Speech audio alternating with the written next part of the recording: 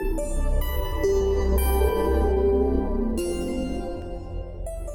back. The captain's here, Adam Shelton, and welcome to another edition of ClearCryptos. And today we're talking about PancakeSwap, not the pancakes you have on Saturday and Sunday morning with the nice syrup. PancakeSwap, this one here, which is a simply decentralized exchange, or DEX for short. But unlike Uniswap, which runs on the Ethereum network, PancakeSwap operates on the Binance Smart Chain. So let's take a look at what the PancakeSwap looks like. So this is PancakeSwap, which has a graph and information on the token that you're looking to go ahead and do business with. Now, from here, the first thing you want to do, make sure you are connected to your wallet. We're going to use MetaMask in this example. So you connect your wallet and make sure you have enough gas fees in that wallet before you even make the transaction.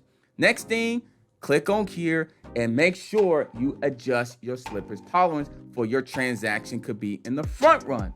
We're gonna use 25 on this one. Keep it standard, keep it simple, keep it easy. Okay, next thing, we're gonna make sure we have BNB selected because we're gonna use BNB to actually swap for a token or coin on the Binance Smart Chain network. So BNB, it's already selected.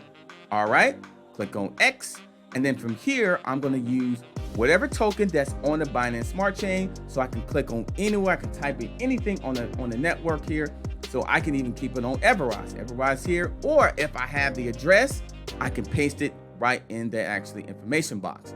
From there, I can click on swap.